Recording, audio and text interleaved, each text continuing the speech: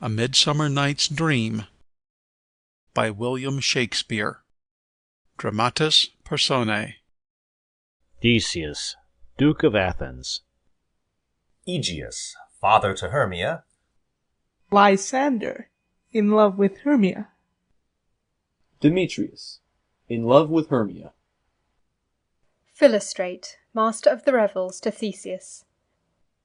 Quince, a carpenter. Snug. Bottom, flute. Snout, a tinker. Starveling, a tailor. Oberon.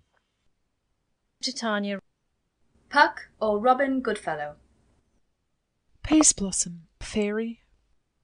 Cobweb, fairy. Moth. Mustard seed, fairy. Hippolyta, queen of the Amazons, betrothed to Theseus. Hermia, daughter to Aegeus, in love with Lysander. Helena, in love with Demetrius. Pyramus, Thisbe, Wall, Moonshine, Lion. Characters in the interlude performed by the clowns. Other fairies attending their king and queen. Attendants on Theseus and Hippolyta. Act 1. Scene 1. Athens, the palace of Theseus. Enter Theseus, Hippolyta, Philostrate, and attendants. Now, fair Hippolyta, our nuptial hour draws on apace. 4 happy days bring in another moon. But oh, methinks, how slow this old moon wanes! She lingers my desires, like to a step-dame or a dowager long withering out a young man's revenue. 4 days will quickly steep themselves in night. 4 nights will quickly dream away the time. And then the moon, like to a silver bow, new bent in heaven, shall behold the night of our solemnities. Go, Philostrate, stir up the Athenian youth to merriments. Awake the pert and nimble spirit of mirth. Turn melancholy forth to funerals. The pale companion is not for our pomp. Exit Philostrate. Hippolyta, I wooed thee with my sword, and won thy love, doing thee injuries.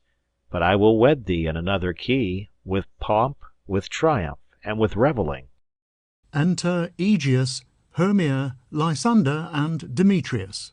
Happy be Theseus, our renowned duke. Thanks, good Aegeus. What's the news with thee? Full of vexation come I, with complaint against my child, my daughter Hermia. Stand forth, Demetrius. My noble lord, this man hath my consent to marry her. Stand forth, Lysander. And my gracious duke, this man hath bewitched the bosom of my child. Thou, Lysander, thou hast given her rhymes, and interchanged love tokens with my child. Thou hast by moonlight at her window sung, with feigning voice, verses of feigning love, and stolen the impression of her fantasy with bracelets of thy hair, rings, gauds, conceits, knacks, trifles, nosegays, sweetmeats, messengers of strong prevailment in unhardened youth. With cunning hast thou filched my daughter's heart, turned her obedience, which is due to me, to stubborn harshness. And, my gracious duke, be it so she will not here before your grace consent to marry with Demetrius, I beg the ancient privilege of Athens, as she is mine, I may dispose of her, which shall be either to this gentleman or to her death, according to our law, immediately provided in that case. What say you, Hermia? Be advised, fair maid. To you your father should be as a god, one that composed your beauties, yea, and one to whom you are but a form in wax by him imprinted, and within his power to leave the figure or disfigure it. Demetrius is a worthy gentleman. So is Lysander. In himself he is, but in this kind, wanting your father's voice, the other must be held the worthier. I would my father looked but with my eyes. Rather your eyes must with his judgment look. I do entreat your grace to pardon me. I know not by what power I am made bold, nor how it may concern my modesty in such a presence here to plead my thoughts. But I beseech your grace that I may know the worst that may befall me in this case, if I refuse to wed Demetrius. Either to die the death, or to abjure forever the society of men. Therefore, fair Hermia, question your desires, know of your youth, examine well your blood, whether, if you yield not to your father's choice, you can endure the livery of a nun. For I to be in shady cloister mewed, to live a barren sister all your life, chanting faint hymns to the cold fruitless moon. Thrice blessed they that masters sow their blood, to undergo such maiden pilgrimage. But earthlier happy is the rose distilled, than that which withering on the virgin thorn, grows, lives, and dies in single blessedness. So will I grow, so live, so die, my lord, ere I will yield my virgin patent up unto his lordship, whose unwished yoke my soul consents not to give sovereignty.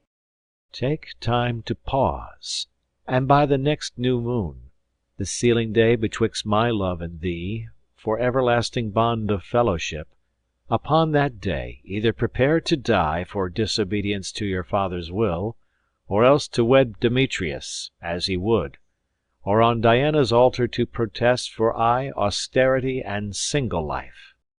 Relent, sweet Hermia, and Lysander, yield thy crazed title to my certain right. You have her father's love, Demetrius. Let me have Hermia's. Do you marry him? Scornful Lysander, true, he hath my love, and what is mine my love shall render him. And she is mine, and all my right of her I do estate unto Demetrius. I am, my lord, as well derived as he, as well possessed. My love is more than his, my fortunes every way as fairly ranked, if not with vantage, as Demetrius. And, which is more than all these boasts can be, I am beloved of beauteous Hermia. Why should not I then prosecute my right? Demetrius, all about to his head, made love to Nitor's daughter Helena, and won her soul, and she, sweet lady, dotes, devoutly dotes in idolatry upon this spotted and inconstant man. I must confess that I have heard so much, and with Demetrius thought to have spoke thereof, but being overfull of self-affairs, my mind did lose it. But Demetrius, come, and come, Aegeus, you shall go with me. I have some private schooling for you both. For you, fair Hermia, look you arm yourself, to fit your fancies to your father's will, or else the law of Athens yields you up, which by no means we may extenuate, to death, or to vow of single life. Come, my Hippolyta, what cheer, my love? Demetrius and Aegeus, go along.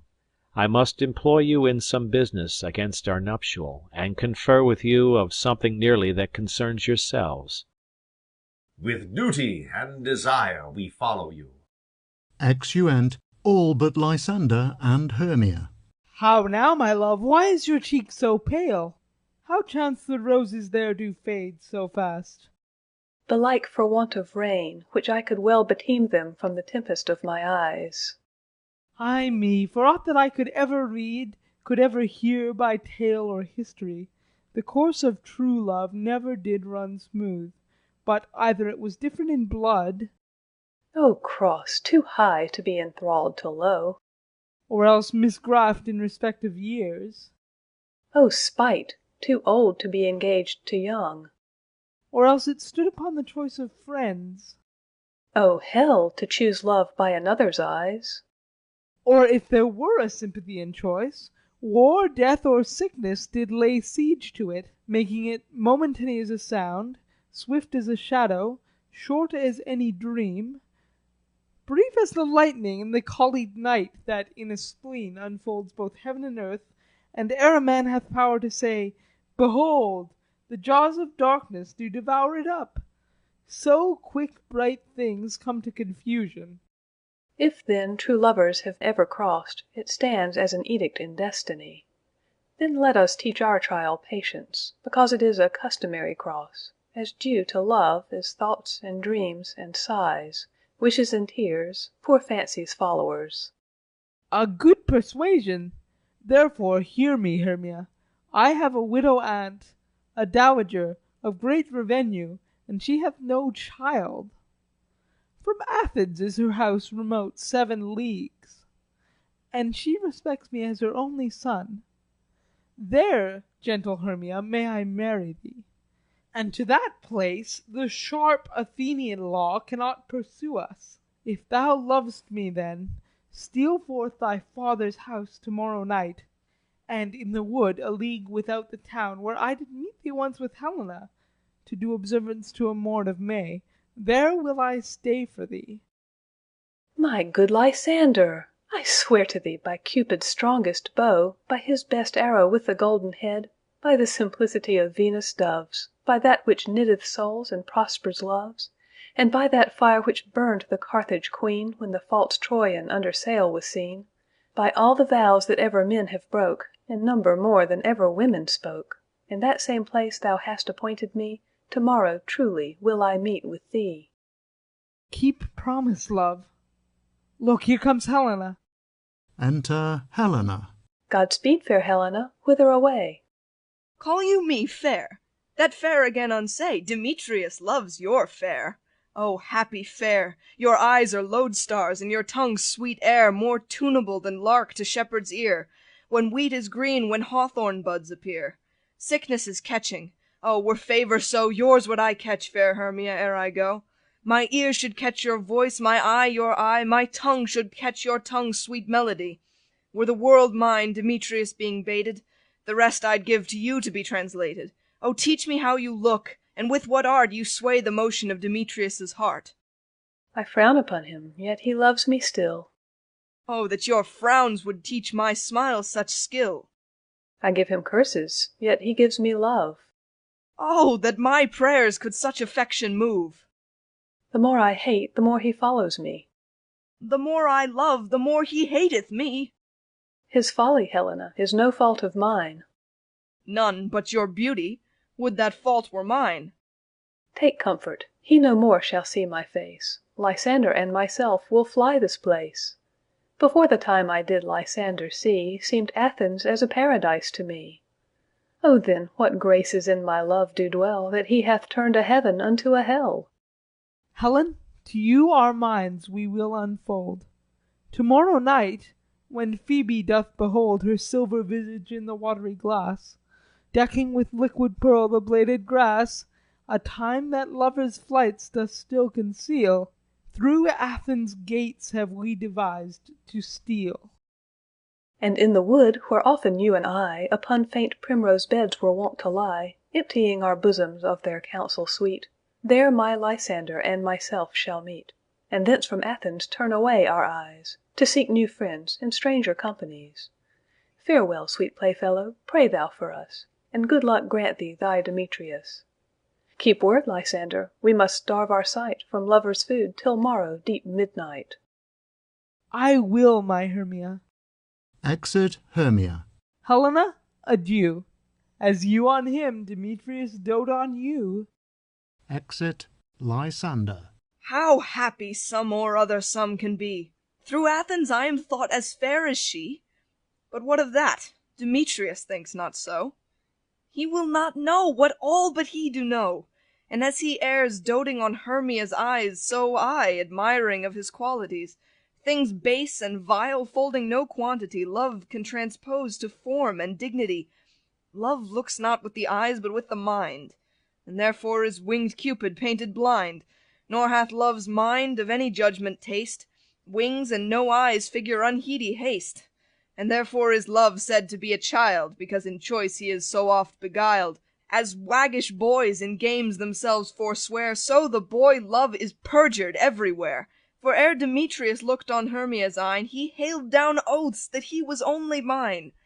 And when this hail some heat from Hermia felt, so he dissolved, and showers of oaths did melt. I will go tell him of fair Hermia's flight, then to the wood will he to-morrow night pursue her. And for this intelligence, if I have thanks, it is a dear expense. but herein mean I to enrich my pain, to have his sight thither and back again. Exit Helena. Scene 2. Enter Quince, Snug, Bottom, Flute, Snout, and Starveling. Is all our company here? You were best to call them generally man by man according to the script. Here is the scroll of every man's name, which is thought fit for all Athens to play in our interlude before the Duke and Duchess on his wedding day at night. First, good Peter Quince, say what the play treats on, then read the names of the actors, and so grow to a point. Marry, our play is the most lamentable comedy and most cruel death of Pyramus and Thisbe. A very good piece of work, I assure you, and a merry. Now, good Peter Quince, call forth your actors by the scroll. Masters, spread yourselves. Answer, as I call you. Nick Bottom, the weaver. Ready? Name what part I am for and proceed. You, Nick Bottom, are set down for Pyramus. What is Pyramus? A lover or a tyrant? A lover that kills himself, most gallant for love. That will ask some tears in the true performing of it. If I do it, let the audience look to their eyes. I will move storms. I will condole in some measure. To the rest. Yet my chief humour is for a tyrant. I could play Hercules rarely, or a part to tear a cat in to make all split. The raging rocks and shivering shocks shall break the locks of prison gates, and Phoebus's car shall shine from far and make and mar the foolish fates. Oh, this was lofty. Now, name the rest of the players. This is Hercules' vein, a tyrant's vein. A lover is more condoling. Francis Flute, the bellows mender. Here, Peter Quince. Flute, you must take Thisbe on you. What is Thisbe? A wandering knight? It is the lady that Pyramus must love. Oh, nay, faith, let me not play a woman. I have a beard coming. That's all one. You shall play it in a mask, and you may speak as small as you will. And I may hide my face. Let me play Thisbe too. I'll speak in a monstrous little voice. Thisne, Thisne. Ah, Pyramus, lover dear, thy Thisbe dear, and lady dear. No, no, you must pay Pyramus, and Flute, you Thisbe. Wow. Proceed. Robin Starveling, the tailor. Here, Peter Quince. Robin Starveling, you must play Thisbe's mother. Tom Snout, the tinker. Here, Peter Quince. You, Pyramus's father, myself, Thisbe's father. Snug, the joiner, you the lion's part, and I hope here is a play fitted. Have you the lion's part written? Pray you, if it be, give it me, for I am slow of study. You may do it extempore, for it is nothing but roaring. Let me play the lion too. I will roar. I will do any man's heart good to hear me. I will roar. I will make the Duke say, let him roar again. Let him roar again. And you should do it too terribly, you would fright the Duchess and the ladies, that they would shriek, and that were enough to hang us all. That would hang us, every mother's son. I grant you, friends, if you should frighten the ladies out of their wits, they would have no more discretion but to hang us. But I will aggravate my voice, so that I will roar you as gently as any sucking dove. I will roar you, and 'twere any nightingale. You can play no part but Pyramus, for Pyramus is a sweet-faced man, a proper man as one shall see in a summer's day, a most lovely, gentlemanlike man. Therefore you must needs play Pyramus. Well, I will undertake it. What beard were I best to play it in? Why, what you will. I will discharge it in either your straw-colour beard, your orange tawny beard, your purple ingrain beard, or your French crown colour beard. You're a perfect yellow. Some of your French crowns have no hair at all, and then you will play barefaced. But, masters, here are your parts, and I am to entreat you, request you, and desire you to con them by tomorrow night, and meet me in the palace wood a mile without the town by moonlight. There we will rehearse, for if we meet in the city we shall be dogged with company, and our device is known. In the meantime I will draw a bill of properties, such as our play wants. I pray you, fail me not. We will meet, and there we may rehearse most obscenely and courageously. Take pains. Be perfect. Adieu. At the Duke's Oak we meet.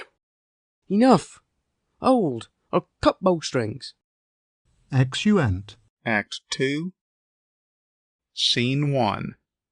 A wood near Athens. Enter a fairy at one door and Puck at another. How now, spirit, whither wander you?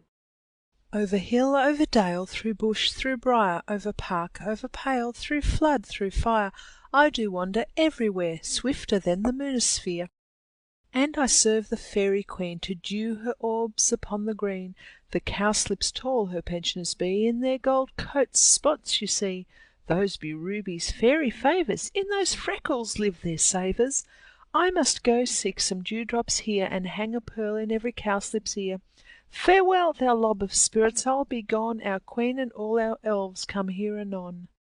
The king doth keep his revels here to-night. Take heed the queen come not within his sight. For Oberon is passing fell and wroth, because she as her attendant hath a lovely boy stolen from an Indian king. She never had so sweet a changeling, and jealous Oberon would have the child knight of his train to trace the forests wild. But she perforce withholds the loved boy, crowns him with flowers, and makes him all her joy. And now they never meet in grove or green, by fountain clear or spangled starlight sheen, but they do swear that all their elves for fear creep into acorn cups and hide them there. Either I mistake your shape and making quite, or else you are that shrewd and knavish sprite, called Robin Goodfellow. Are you not he that frightens the maids of the villagery? Skim milk and sometimes labour in the kern, and bootless make the breathless housewife churn, and sometimes make the drink to bear no balm, mislead night wanderers laughing at their harm. Those that hobgoblin call you and sweet Puck, you do their work, and they shall have good luck. Are not you he? Thou speak'st aright, I am that merry wanderer of the night. I jest to Oberon and make him smile, when I a fat and bean-fed horse beguile, neighing in likeness of a filly foal. And sometime lurk I in a gossip's bowl, in very likeness of a roasted crab, and when she drinks, against her lips I bob, and on her withered dewlap pour the ale. The wisest aunt, telling the saddest tale, sometime for 3-foot stool mistaketh me. Then slip I from her bum, down topples she, and Tailor cries, and falls into a cough.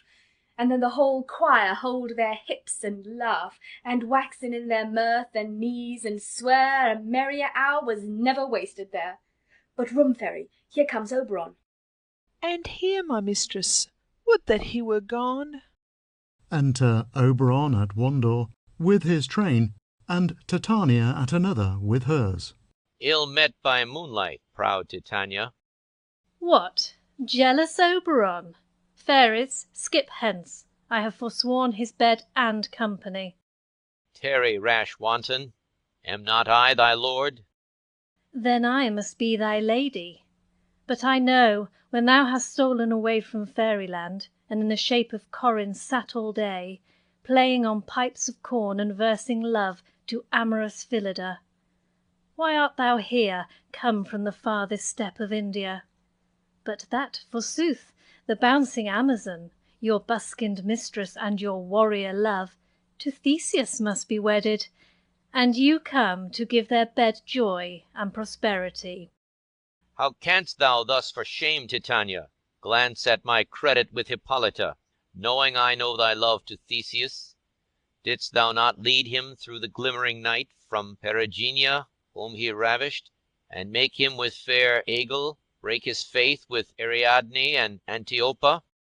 These are the forgeries of jealousy, And never, since the midsummer spring, met we on hill, in dale, forest or mead, by paved fountain or by rushy brook, or in the beached margent of the sea, to dance our ringlets to the whistling wind, but with thy brawls thou hast disturbed our sport. Therefore the winds, piping to us in vain, as in revenge, have sucked up from the sea contagious fogs, which falling in the land have every pelting river made so proud that they have overborne their continents. The ox hath therefore stretched his yoke in vain, the ploughman lost his sweat, and the green corn hath rotted ere his youth attained a beard. The fold stands empty in the drowned field, the crows are fatted with the murrian flock, the 9 men's morris is filled up with mud, and the quaint mazes in the wanton green for lack of tread are undistinguishable. The human mortals want their winter here. No night is now with hymn or carol blessed. Therefore the moon, the governess of floods, pale in her anger, washes all the air, that rheumatic diseases do abound. And thorough this distemperature we see the seasons alter. Hoary-headed frosts, far in the fresh lap of the crimson rose, and on old Higham's thin and icy crown, an odorous chaplet of sweet summer buds, is, as in mockery, set. The spring, the summer, the childing autumn, angry winter, change their wonted liveries, and the mazed world, by their increase, now knows not which is which. And this same progeny of evils comes from our debate, from our dissension. We are their parents and original. Do you amend it then? It lies in you. Why should Titania cross her Oberon? I do but beg a little changeling boy to be my henchman. Set your heart at rest. The fairyland buys not the child of me.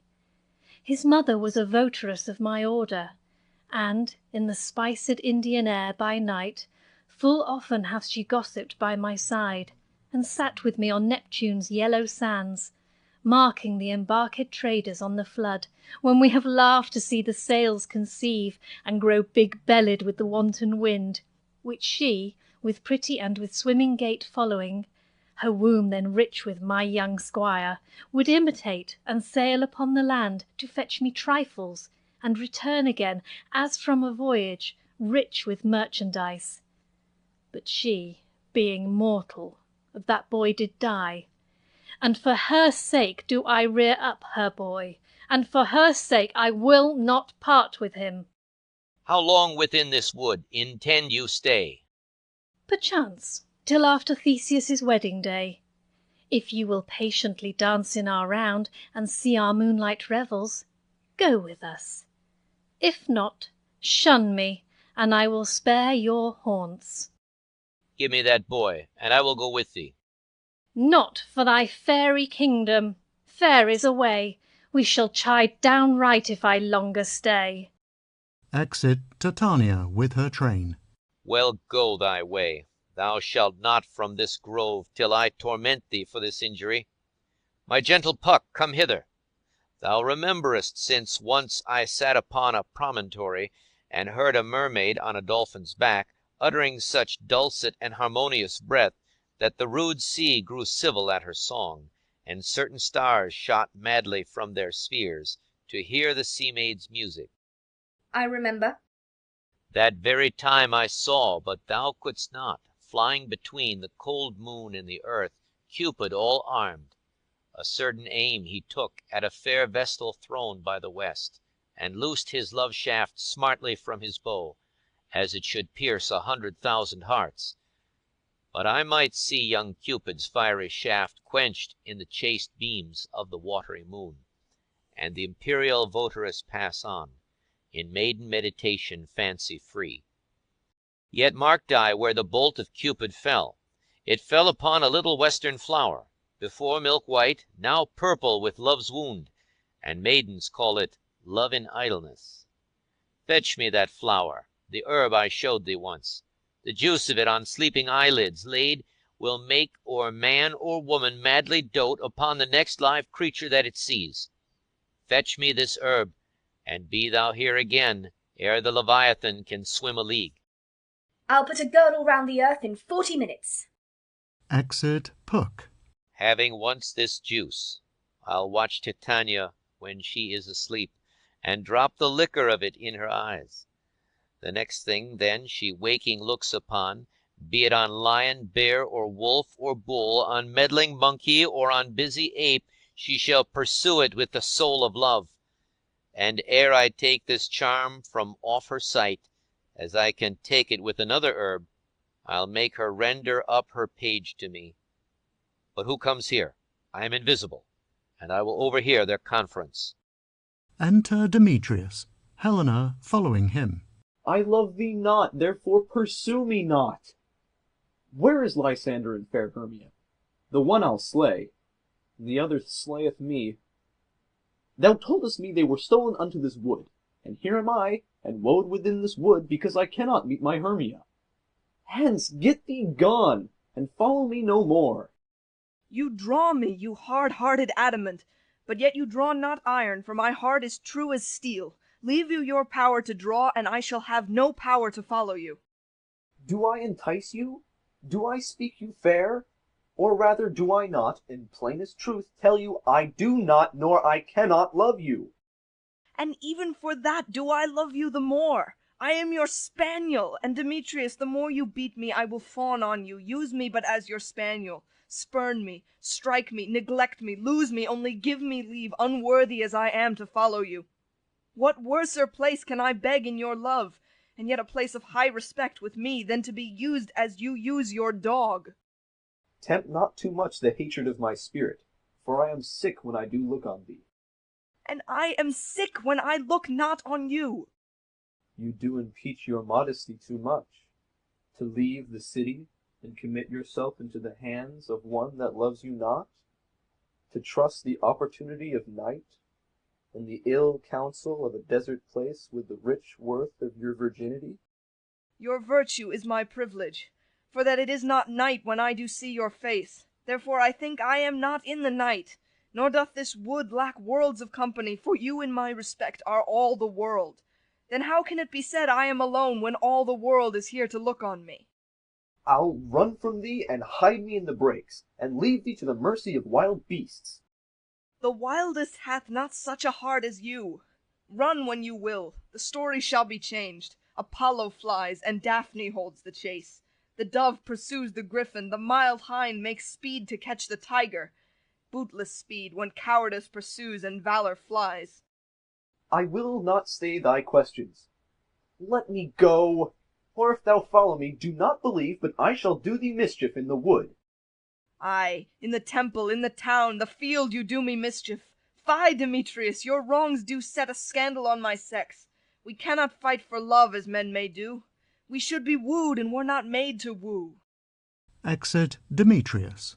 I'll follow thee, and make a heaven of hell, to die upon the hand I love so well. Exit Helena. Fare thee well, nymph. Ere he do leave this grove, thou shalt fly him, and he shall seek thy love. Enter Puck. Hast thou the flower there? Welcome, wanderer. Aye, there it is. I pray thee, give it me. I know a bank where the wild thyme blows, where oxlips and the nodding violet grows, quite over-canopied with luscious woodbine, with sweet musk roses, and with elegantine. There sleeps Titania some time of the night, lulled in these flowers with dances and delight, and there the snake throws her enamelled skin weed wide enough to wrap a fairy in. And with the juice of this I'll streak her eyes, and make her full of hateful fantasies. Take thou some of it, and seek through this grove. A sweet Athenian lady is in love with a disdainful youth. Anoint his eyes, but do it when the next thing he espies may be the lady. Thou shalt know the man by the Athenian garments he hath on. Effect it with some care, that he may prove more fond of her than she upon her love. And look thou meet me ere the first cock crow. Fear not, my lord, your servant shall do so. Exeunt. Scene 2. Another part of the wood. Enter Titania with her train. Come, now a roundelin of fairy song. Then, for the third part of a minute, hence. some to kill cankers in the musk-rose buds, some war with rare mice for their leathern wings to make my small elves coats, and some keep back the clamorous owl that nightly hoots and wonders at our quaint spirits. Sing me now asleep, then to your offices, and let me rest. Fairies sing. You spotted snakes with double tongues, thorny hedgehogs be not seen, mutes and blind worms do no wrong, come not near our fairy queen. Fill a with melody, singing our sweet lullaby, la la la lullaby, la la la lullaby. Never harm nor spell nor charm, come our lovely lady nigh. So good night with lullaby. Weaving spiders on our dear, thence you long-legged spinners hence.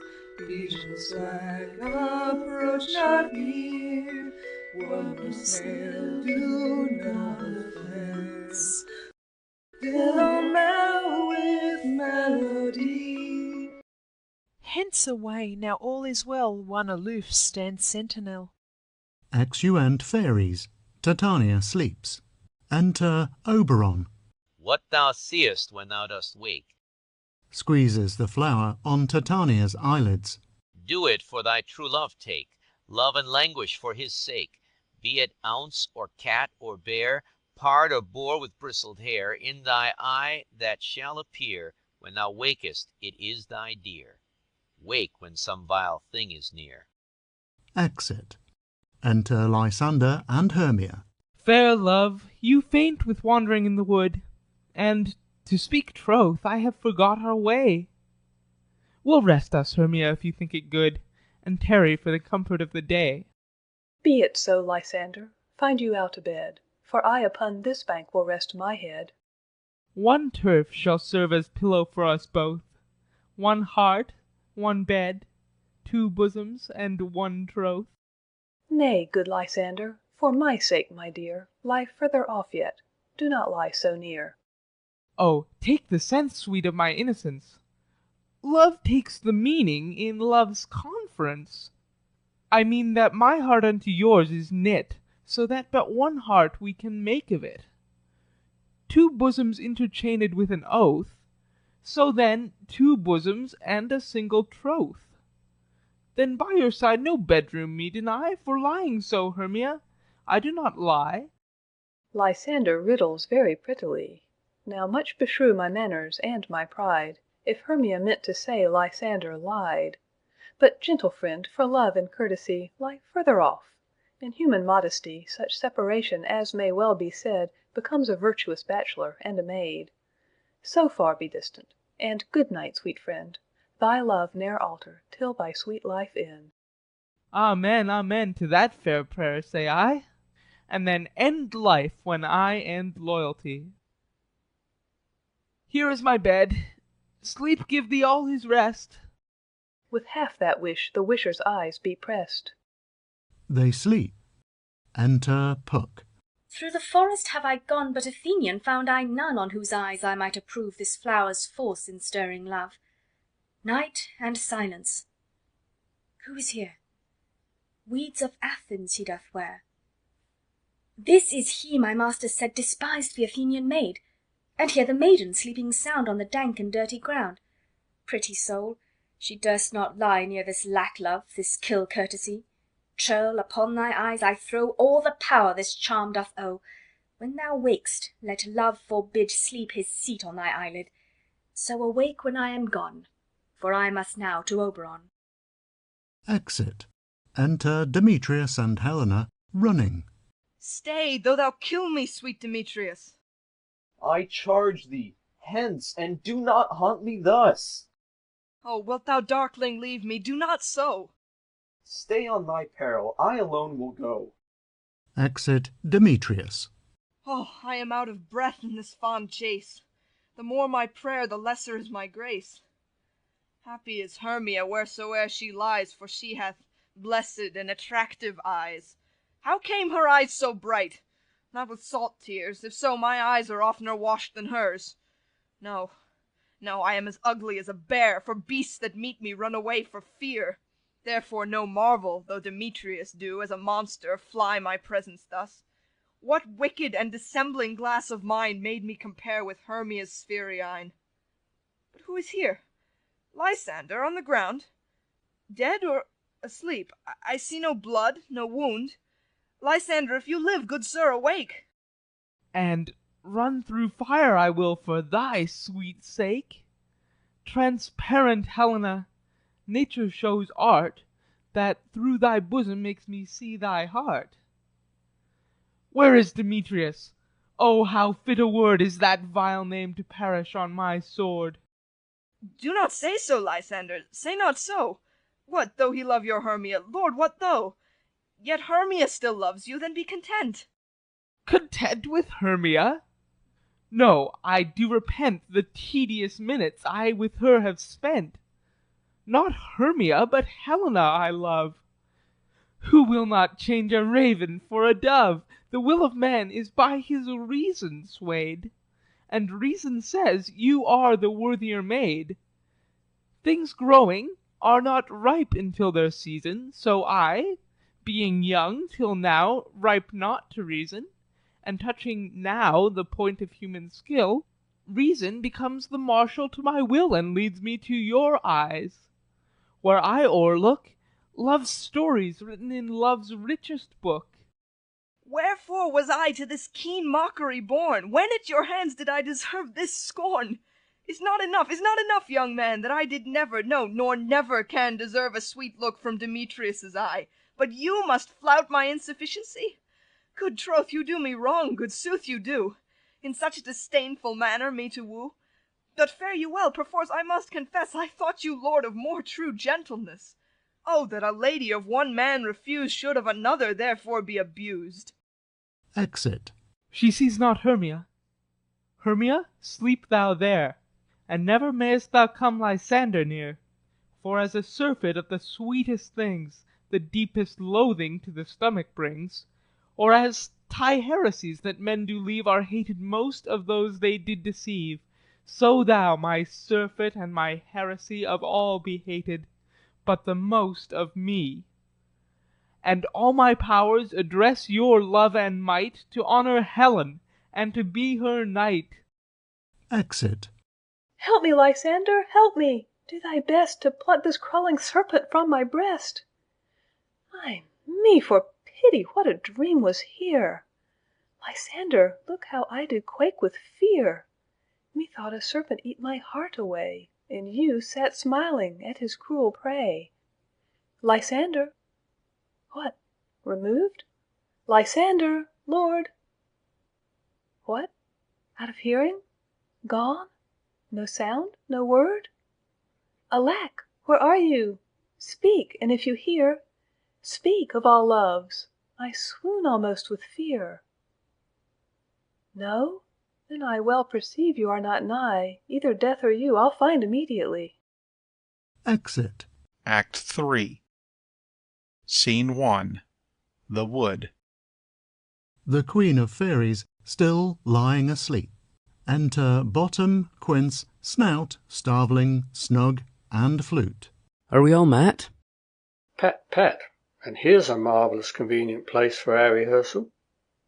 This green plot shall be our stage, this hawthorn brake our tiring house, and we will do it in action as we will do it before the Duke. Peter Quince? What sayest thou, Bully Bottom? There are things in this comedy of Pyramus and Thisbe that will never please. First, Pyramus must draw a sword to kill himself, which the ladies cannot abide. I want to see you that. By'r Lakin, a parlous fear. I believe we must leave the killing out when all is done. Not a whit. I have a device to make all well. Write me a prologue, and let the prologue seem to say we will do no harm with our swords, and that Pyramus is not killed indeed, And, for the more better assurance, tell them that I, Pyramus, am not Pyramus, but Bottom the Weaver. This will put them out of fear. Well, we will have such a prologue, and it shall be written in 8 and 6. No, make it 2 more. Let it be written in 8 and 8. Will not the ladies be afeard of the lion? I fear it, I promise you. Masters, you ought to consider with yourselves to bring in, God shield us, a lion among ladies is a most dreadful thing, for there is not a more fearful wildfowl than your lion living, and we ought to look to it. Therefore, another prologue must tell he is not a lion.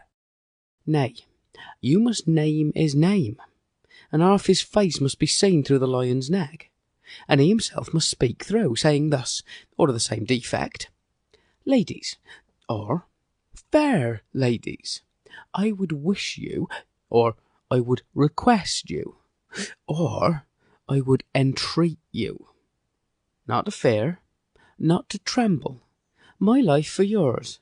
If you think I come hither as a lion, it were pity of my life. No, I am no such thing. I am a man, as other men are. And there indeed let him name his name, and tell them plainly he is Snug the Joiner. Well, it shall be so. But there is 2 hard things. That is, to bring the moonlight into a chamber, for you know Pyramus and Thisbe meet by moonlight. Doth the moon shine that night we play our play? A calendar, a calendar. Look in the almanac. Find out moonshine, find out moonshine. Yes, it doth shine that night. Why, then may you leave a casement of the great chamber window where we play open, and the moon may shine in at the casement. Aye, or else one must come in with a bush of thorns and a lanthorn, and say he comes to disfigure or to present the person of moonshine. Then there is another thing. We must have a wall in the great chamber, for Pyramus and Thisbe, says the story, did talk through the chink of a wall. You can never bring in a wall. What say you, Bottom? Some man or other must present wall, and let him have some plaster, or some loam, or some rough cast about him to signify wall, and let him hold his fingers thus, and through that cranny shall Pyramus and Thisbe whisper. If that may be, then all is well. Come sit down every mother's son and rehearse your parts. Pyramus, you begin. When you have spoken your speech, enter into that break, and so every one according to his cue. Enter Puck behind. What hempen homespuns have we swaggering here, so near the cradle of the fairy queen? What, a play toward? I'll be an auditor, an actor too, perhaps, if I see cause. Speak, Pyramus. Thisbe, stand forth. Thisbe, the flowers of odious savours sweet. Odours, odours. Odours, savours sweet. So hath thy breath, my dearest Thisbe dear. But hark, a voice. Stay thou but here a while, and by I will to thee appear. Exit. A stranger Pyramus than e'er played here. Exit. Must I speak now? Ay, marry must you, for you must understand he goes but to see a noise that he heard, and is to come again. Most radiant Pyramus, most lily-white of hue, of colour like the red rose on triumphant briar, most brisky juvenile, and eke, most lovely Jew, as truest horse that never yet would tire, I'll meet thee, Pyramus, at Ninny's tomb. Ninna's tomb, man. Why, you must not speak that yet. Let your answers to Pyramus. You speak all your parts at once, cues and all. Pyramus, enter. Your cue is past. It is never tire. Oh, as truest horse that yet would never tire. Enter Puck and Bottom with an ass's head. If I were fair, Thisbe, I were only thine. O monstrous, O strange, we are haunted. Pray, masters, fly, masters, help. Exeunt clowns. I'll follow you. I'll lead you about, around, through bog, through bush, through brake, through briar. Sometime a horse I'll be, sometime a hound, a hog, a headless bear, sometime a fire, and neigh and bark and grunt and roar and burn, like horse, hound, hog, bear, fire at every turn. Exit. Why do they run away? This is a knavery of them to make me afeard. Enter Snout. O Bottom, thou art changed. What do I see on thee? What do you see? You see an ass head of your own, do you? Exit Snout. Enter Quince. Bless thee, Bottom, bless thee, thou art translated. Exit. I see their knavery. This is to make an ass of me, to fright me if they could. But I will not stir from this place, do what they can. I will walk up and down here, and I will sing, that they shall hear I am not afraid. The ousel cock so black of hue, with orange tawny bill, the throstle with his note so true, the wren with little quill. What angel wakes me from my flowery bed? The finch, the sparrow, and the lark, the plain-sung cuckoo grey, whose note full many a man doth mark, and dares not answer nay. For indeed, who would set his wit to so foolish a bird? Who would give a bird the lie, though he cry cuckoo never so? I pray thee, gentle mortal, sing again. Mine ear is much enamoured of thy note, so is mine eye enthralled to thy shape, and thy fair virtue's force perforce doth move me on the first view to say, to swear, I love thee. Methinks, mistress, you should have little reason for that. And yet, to say the truth, reason and love keep little company together nowadays. The more the pity that some honest neighbours will not make them friends. Nay, I can gleek upon occasion. Thou art as wise as thou art beautiful. Not so neither. But if I had wit enough to get out of this wood, I have enough to serve mine own turn. Out of this wood do not desire to go. Thou shalt remain here, whether thou wilt or no. I am a spirit of no common rate. The summer still doth tend upon my state, and I do love thee. Therefore go with me. I'll give thee fairies to attend on thee, and they shall fetch thee jewels from the deep, and sing while thou on pressed flowers dost sleep. And I will purge thy mortal grossness so, that thou shalt like an airy spirit go. Peas blossom, cobweb, moth, and mustard seed. Enter 4 fairies. Ready. And I. And I. And I. Where shall we go? Be kind and courteous to this gentleman. Hop in his walks and gambol in his eyes. Feed him with apricots and dewberries, with purple grapes, green figs, and mulberries. The honey bags steal from the humble bees, and for night tapers crop their waxen thighs, and light them at the fiery glowworm's eyes, to have my love to bed and to arise, and pluck the wings from painted butterflies, to fan the moonbeams from his sleeping eyes. Nod to him, elves, and do him courtesies. Hail, mortal! Hail! Hail! Hail! I cry your worship's mercy heartily. I beseech your worship's name. Cobweb. I shall desire you of more acquaintance, good Master Cobweb. If I cut my finger, I shall make bold with you. Your name, honest gentleman? Peas blossom. I pray you, commend me to Mistress Squash, your mother, and a Master Peascod, your father. Good Master Peasblossom, I shall desire you of more acquaintance too.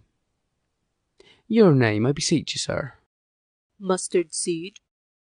Good Master Mustard Seed, I know your patience well. That same cowardly giant-like ox beef hath devoured many a gentleman of your house. I promise you, your kindred had made my eyes water ere now. I desire your more acquaintance, good Master Mustard Seed. Come, wait upon him, lead him to my bower. The moon, methinks, looks with a watery eye, And when she weeps, weeps every little flower, lamenting some enforced chastity. Tie up my love's tongue, bring him silently. Exeunt. Scene 2. Another part of the wood. Enter Oberon.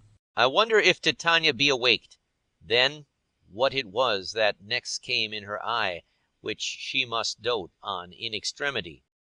Enter Puck. Here comes my messenger. How now, mad spirit? What night rule now about this haunted grove? My mistress with a monster is in love. Near to her close and consecrated bower, while she was in her dull and sleeping hour, a crew of patches, rude mechanicals that work for bread upon Athenian stalls, were met together to rehearse a play intended for great Theseus's nuptial day. The shallowest thickskin of that baron's sort, who Pyramus presented, in their sport forsook his scene and entered in a break. When I did him at this advantage take, an ass's knoll I fixed on his head. Anon his Thisbe must be answered, and forth my mimic comes. When they him spy, as wild geese that the creeping fowler eye, or russet pated troughs, many in sort, rising and cawing at the gun's report, sever themselves and madly sweep the sky, so at his sight away his fellows fly. And at our stamp, here o'er and o'er one falls, he murder cries, and help from Athens calls. Their sense thus weak, lost with their fears thus strong, made senseless things begin to do them wrong, for briars and thorns at their apparel snatch, some sleeves, some hats, from yield as all things catch. I led them on in this distracted fear, and left sweet Pyramus translated there, when in that moment, so it came to pass, Titania waked, and straightway loved an ass. This falls out better than I could devise.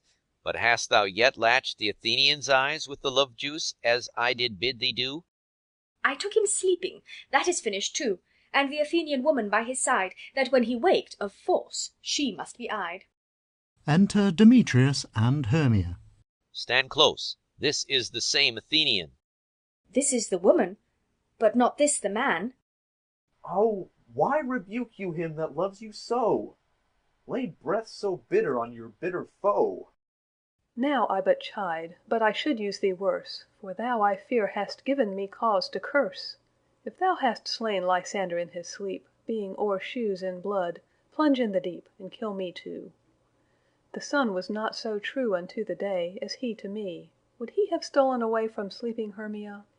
I'll believe as soon this whole earth may be bored, and that the moon may through the centre creep, and so displease her brother's noontide with Antipodes. It cannot be but thou hast murdered him.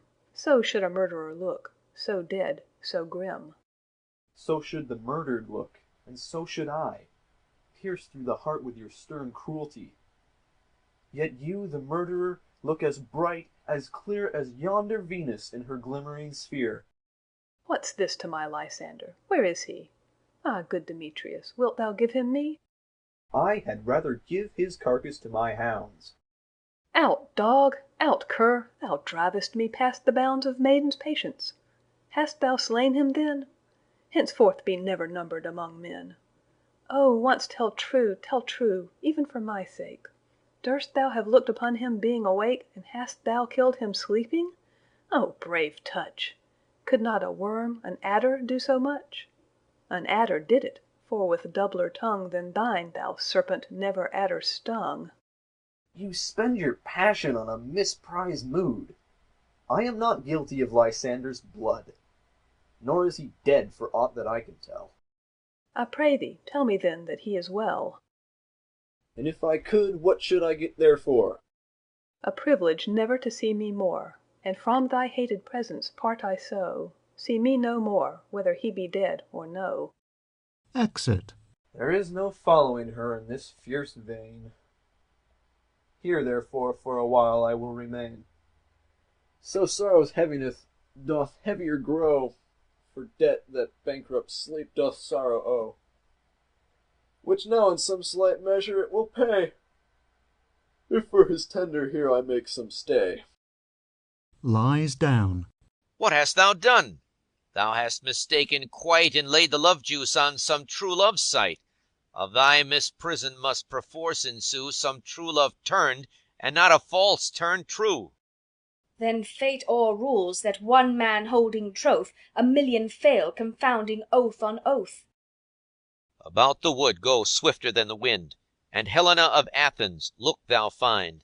All fancy sick she is, and pale of cheer, with sighs of love that cost the fresh blood dear. By some illusion see thou bring her here, I'll charm his eyes against she do appear. I go, look how I go, swifter than arrow from the Tartar's bow. Exit. Flower of this purple dye, hit with Cupid's archery, sink in apple of his eye. When his love he doth espy, let her shine as gloriously as the Venus of the sky. When thou wakest, if she be by, beg of her for remedy. Enter Puck. Captain of our fairy band, Helena is here at hand, and the youth mistook by me, pleading for a lover's fee. Shall we their fond pageant see? Lord, what fools these mortals be! Stand aside. The noise they make will cause Demetrius to awake. Then will two at once woo one. That must needs be sport alone. And those things do best please me that befall preposterously. Enter Lysander and Helena. Why should you think that I should woo in scorn? Scorn and derision never come in tears. Look, when I vow, I weep. And vows so born, in their nativity all truth appears. How can these things in me seem scorn to you, bearing the badge of faith to prove them true?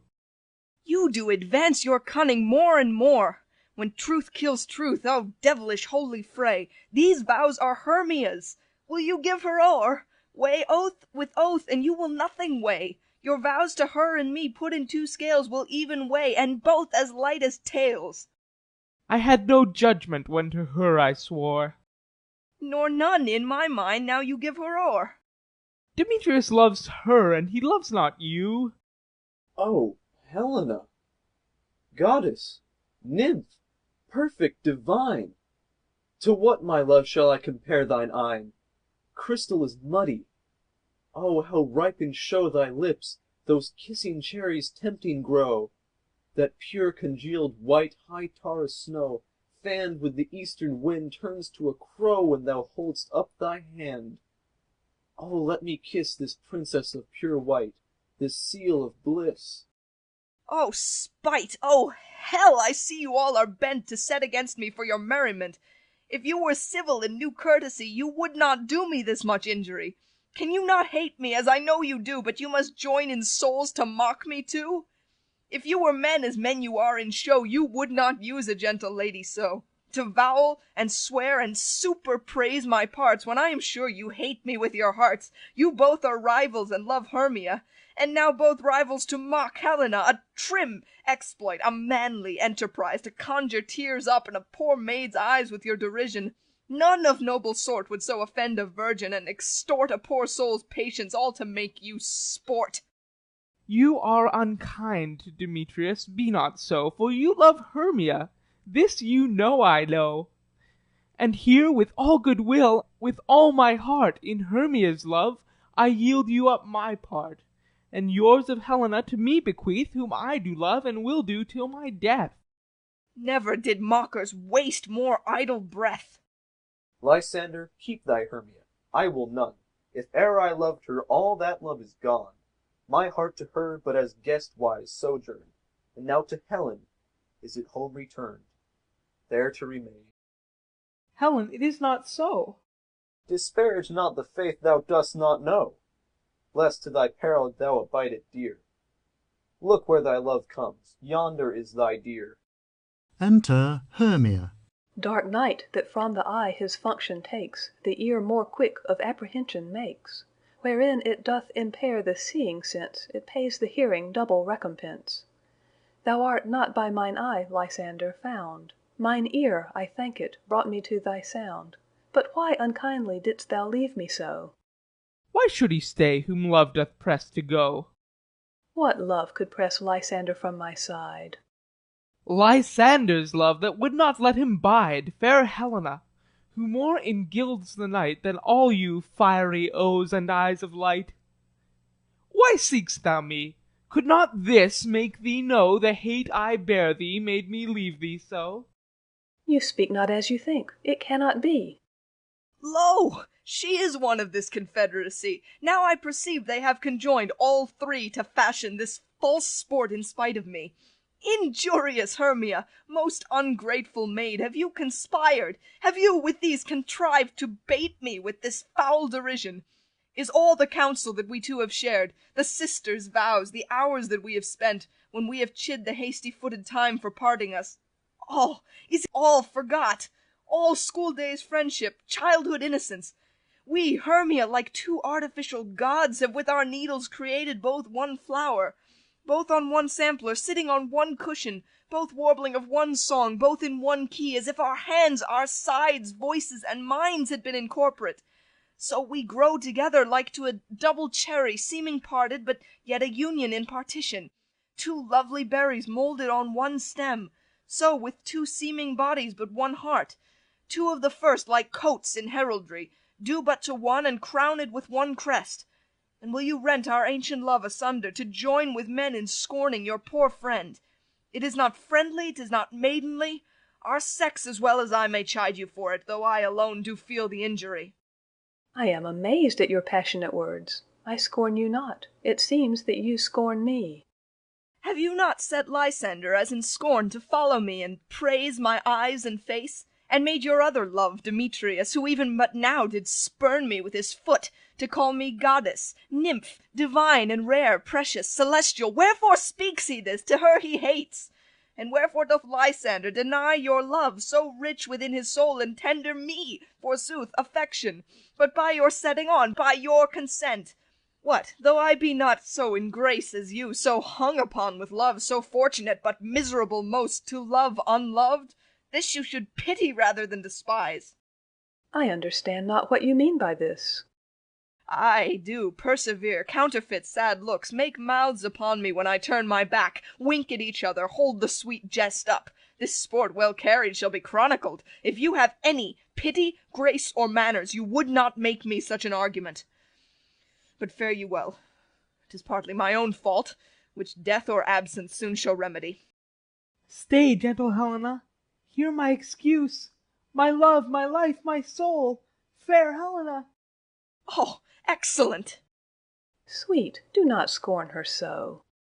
If she cannot entreat, I can compel. Thou canst compel no more than she entreat. Thy threats have no more strength than her weak prayers. Helen, I love thee, by my life I do. I swear by that which I will lose for thee to prove him false that says I love thee not. I say I love thee more than he can do. If thou say so, withdraw, and prove it too. Quick, come. Lysander, whereto tends all this?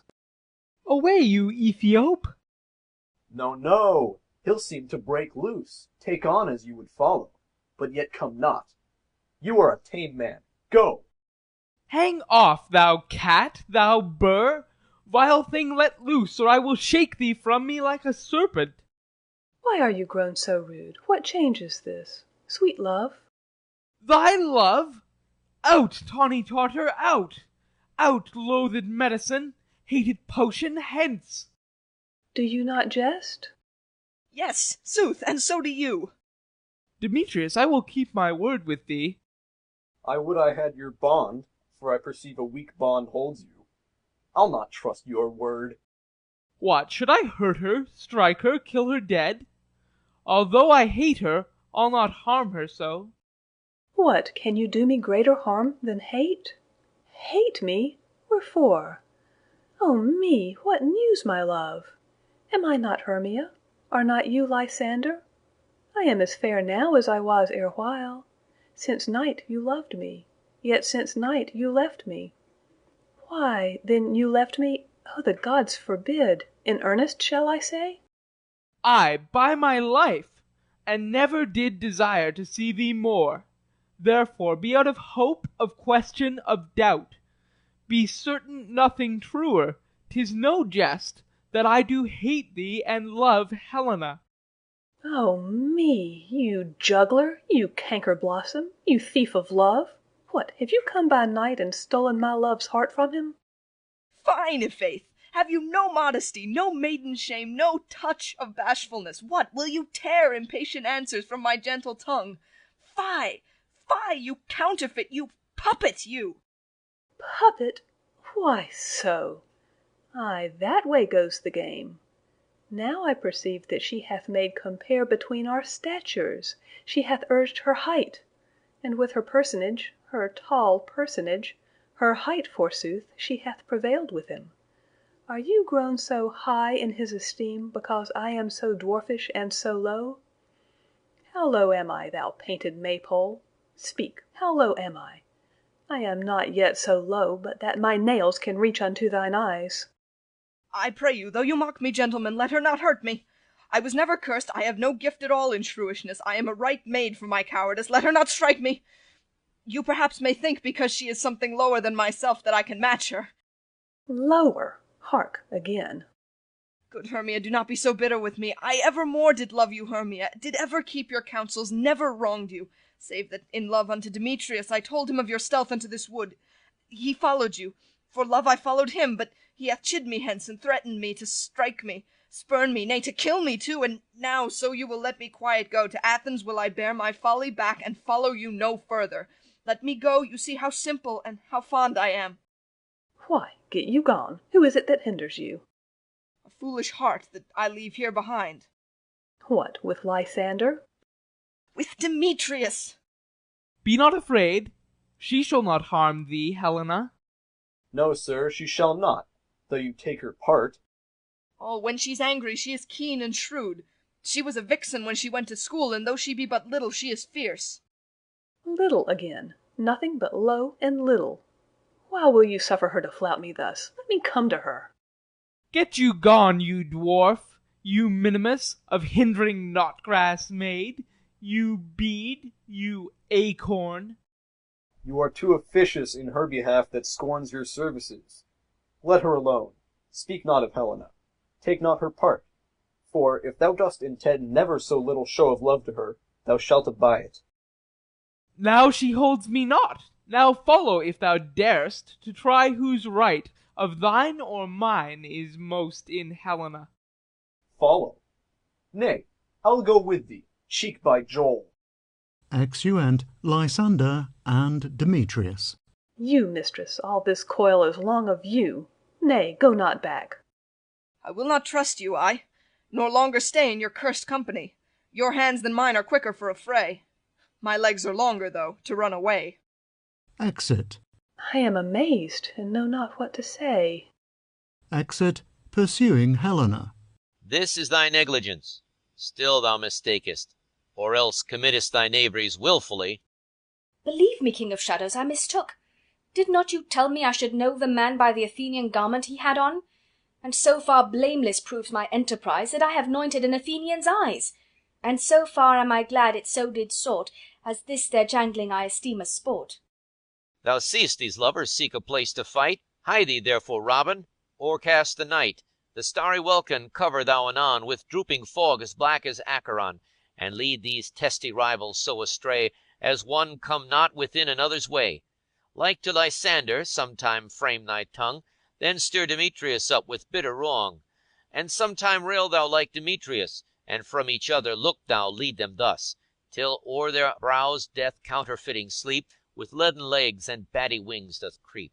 Then crush this herb into Lysander's eye, whose liquor hath this virtuous property, to take from thence all error with his might, and make his eyeballs roll with wonted sight. When they next wake, all this derision shall seem a dream and fruitless vision, and back to Athens shall the lovers wend, with league whose date till death shall never end. Whiles I in this affair to thee employ, I'll to my queen and beg her Indian boy, and then I will her charmed eye release from monsters' view, and all things shall be peace.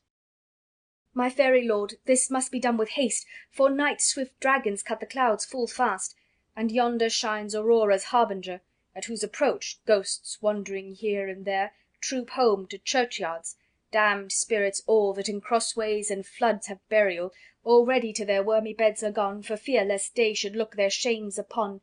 They wilfully themselves exile from light, and must for aye consort with black-browed night. But we are spirits of another sort. I with the morning's love have oft made sport, and like a forester the groves may tread, even till the eastern gate, all fiery red, opening on Neptune with fair blessed beams, turns into yellow gold his salt green streams. But notwithstanding, haste, make no delay, we may effect this business yet ere day. Exit Oberon.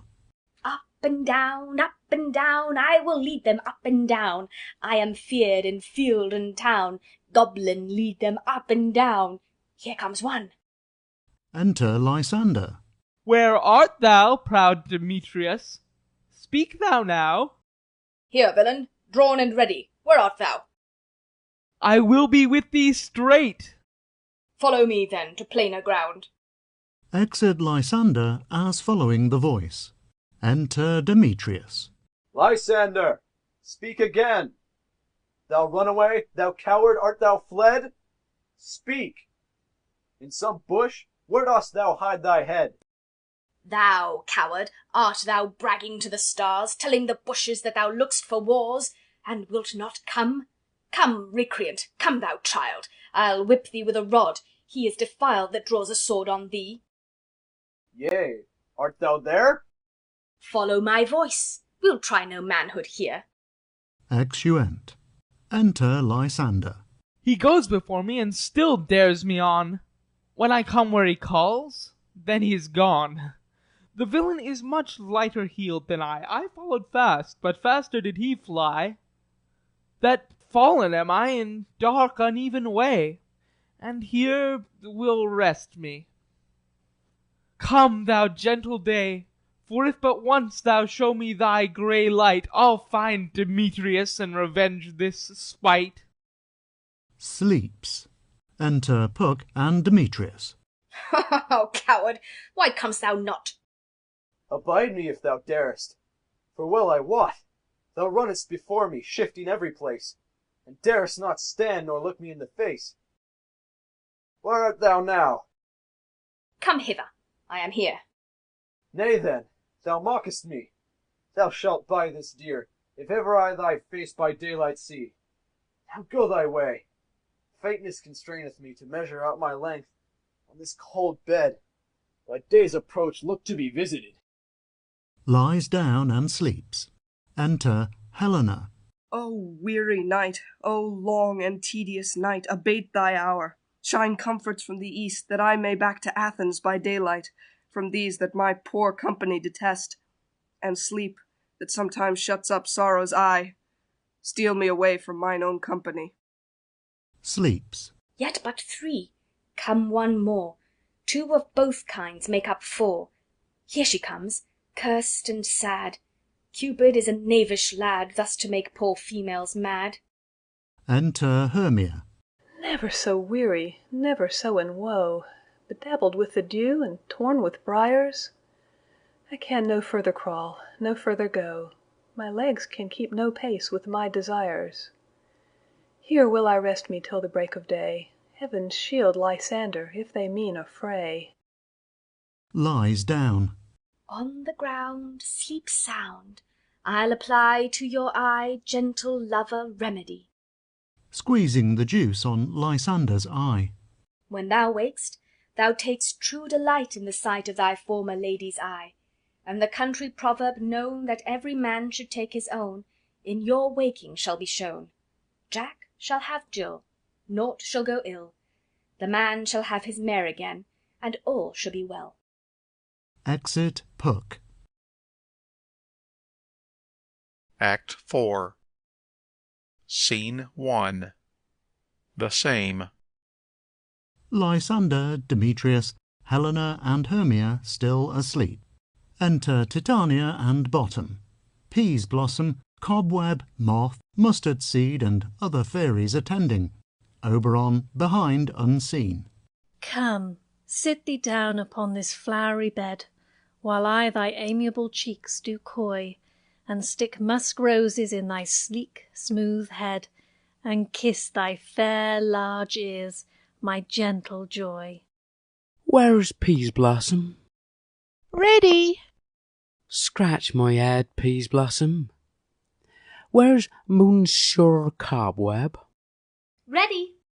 Monsieur Cobweb, good Monsieur, get you your weapons in your hand, and kill me a red-hipped humblebee on the top of a thistle, and good Monsieur, bring me the honey bag. Do not fret yourself too much in the action, Monsieur, and good Monsieur, have a care of the honey bag, break not. I would be loath to have you overflown with a honey bag, Signor. Where's Monsieur Mustard Seed? Ready. Give me your knife, Monsieur Mustard Seed. Pray you, leave your courtesy, good Monsieur. What's your will? Nothing, good Monsieur, but to help Cavaliere Cobweb to scratch. I muster the barbers, Monsieur, for methinks I am marvellous airy about the face, and I'm such a tender ass, if my hair do but tickle me, I must scratch. What? Wilt thou hear some music, my sweet love? I have a reasonable good ear in music. Let's have the tongues and the bones. Or say, sweet love, what thou desirest to eat. Truly, a peck of provender. I could munch your good dry oats. Methinks I have a great desire to a bottle of hay. Good hay, sweet hay, hath no fellow. I have a venturous fairy that shall seek the squirrel's hoard, and fetch thee new nuts. I'd rather have a handful or two of dried peas. But I pray you, let none of your people stir me. I have an exposition of sleep come upon me. Sleep thou, and I will wind thee in my arms. Fairies, be gone, and be always away.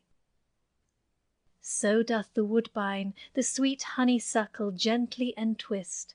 The female ivy so enrings the barky fingers of the elm. Oh, how I love thee! How I dote on thee! They sleep. Oberon advances. Enter Puck. Welcome, good Robin.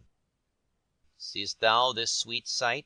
Her dotage now I do begin to pity, for, meeting her of late behind the wood, seeking sweet favours from this hateful fool, I did upbraid her and fall out with her, for she his hairy temples then had rounded with coronet of fresh and fragrant flowers, and that same dew, which sometime on the buds was wont to swell like round and orient pearls, stood now within the pretty floweret's eyes, like tears that did their own disgrace bewail.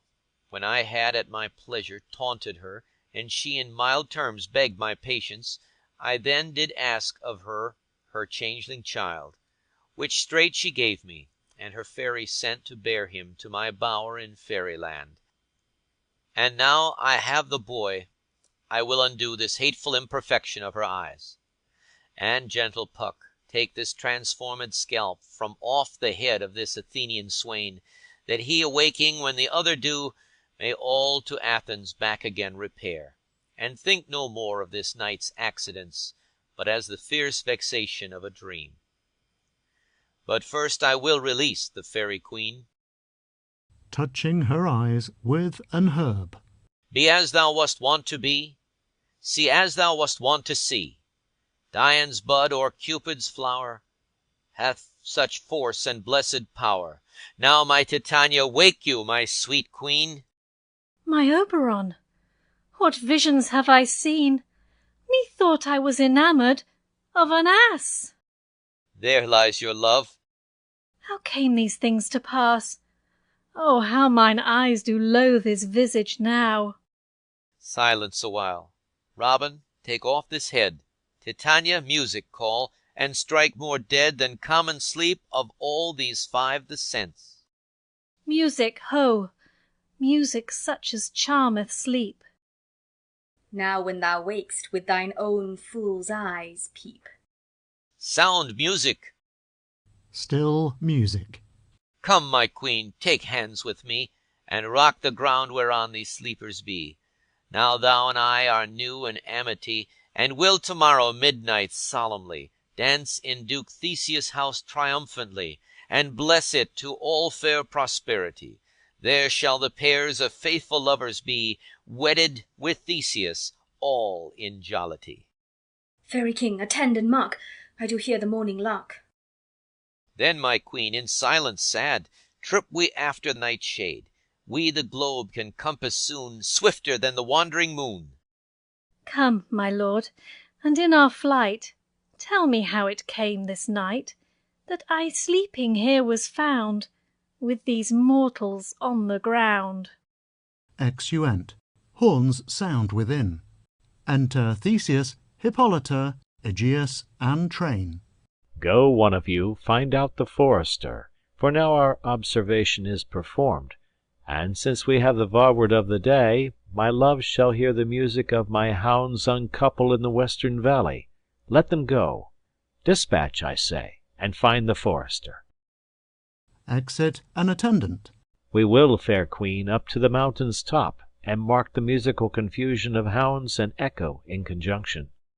I was with Hercules and Cadmus once, when in a wood of Crete they bayed the bear, with hounds of Sparta. Never did I hear such gallant chiding. For besides the groves, the skies, the fountains, every region near seemed all one mutual cry. I never heard so musical a discord, such sweet thunder. My hounds are bred out of the Spartan kine, so flued, so sanded, and their heads are hung with ears that sweep away the morning dew, crook-kneed and dew-lapped like Thessalian bulls, slow in pursuit, but matched in mouth like bells, each under each. A cry more tunable was never holed to, nor cheered with horn, in Crete, in Sparta, nor in Thessaly. Judge what you hear. But soft, what nymphs are these? My lord, this is my daughter here asleep, and this Lysander. This Demetrius is, this Helena, old Nidar's Helena. I wonder of their being here together. No doubt they rose up early to observe the rite of May, and hearing our intent, came here in grace our solemnity. But speak, Aegeus, is not this the day that Hermia should give answer of her choice? It is, my lord. Go, bid the huntsmen wake them with their horns. Horns and shout within. Demetrius, Lysander, Hermia, and Helena wake and start up. Good morrow, friends. St. Valentine is past. Begin these wood birds but to couple now. Pardon, my lord. He and the rest kneel to Theseus. I pray you all, stand up. I know you two are rival enemies. How comes this gentle concord in the world, that hatred is so far from jealousy, to sleep by hate, and fear no enmity? My lord, I shall reply amazedly, half sleep, half waking, but as yet I swear I cannot truly say how I came here. But as I think, for truly would I speak, and now do I bethink me, so it is, I came with Hermia hither. Our intent was to be gone from Athens, where we might, without the peril of the Athenian law. Enough, enough, my lord, you have enough. I beg the law upon his head. They would have stolen away. They would, Demetrius, thereby to have defeated you and me, you of your wife, and me of my consent that she should be your wife. My lord, fair Helen told me of their stealth, of this their purpose hither to this wood, and I in fury hither followed them, fair Helena in fancy following me. But, my good lord, I wot not by what power, but by some power it is. My love to Hermia melted as the snow, seems to me now as the remembrance of an idol god which in my childhood I did dote upon. And all the faith, the virtue of my heart, the object and the pleasure of mine eye, is only Helena. To her, my lord, was I betrothed ere I saw Hermia. But, like in sickness, did I loathe this food, but as in health, come to my natural taste. Now I do wish it, love it, long for it. and will for evermore be true to it. Fair lovers, you are fortunately met. Of this discourse we more will hear anon. Aegeus, I will overbear your will, for in the temple by and by with us these couples shall eternally be knit, and, for the morning now is something worn, our purposed hunting shall be set aside. Away with us to Athens, 3 and 3. We'll hold a feast in great solemnity. Come, Hippolyta. Exeunt Theseus, Hippolyta, Aegeus, and train. These things seem small and undistinguishable. Methinks I see these things with parted eye, when everything seems double. So methinks, and I have found Demetrius like a jewel, mine own and not my own. Are you sure that we are awake? It seems to me that yet we sleep, we dream. Do not you think the Duke was here and bid us follow him? Yea, and my father. And Hippolyta. And he did bid us follow to the temple. Why then we are awake. Let's follow him, and by the way let us recount our dreams. Exeunt. Awaking. When my cue comes, call me, and I will answer. My next is Most Fair Pyramus. Hey ho! Peter Quince. Flute the bellows mender. Snout the tinker. Starveling. God's my life. Stolen ants and left me asleep. I have had a most rare vision. I've had a dream. Past the wit of man to say what dream it was. Man is but an ass if you go about to expound this dream. Methought I would... There is no man can tell what. Methought I was... And methought I had... But man is but a patched fool if he will offer to say what methought I had. The eye of man hath not heard, the ear of man hath not seen, man's hand is not able to taste, his tongue to conceive, nor his heart to report what my dream was. I will get Peter Quince to write a ballad of this dream. It shall be called Bottom's Dream, because it hath no bottom. And I will sing it in the latter end of a play, before the Duke. Peradventure, to make it the more gracious, I shall sing it at her death. Exit. Scene 2. Athens. Quince's house. Enter Quince, flute, snout, and starveling. Have you sent to Bottom's house? Is he come home yet? He cannot be heard of. Out of doubt he is transported. If he come not, then the play is marred. It goes not forward, doth it? It is not possible. You have not a man in all Athens able to discharge Pyramus but he. No, he hath simply the best wit of any handicraft man in Athens. Yea, and the best person too, and he is a very paramour for a sweet voice. You must say paragon. A paramour is, God bless us, a thing of naught. Enter Snug.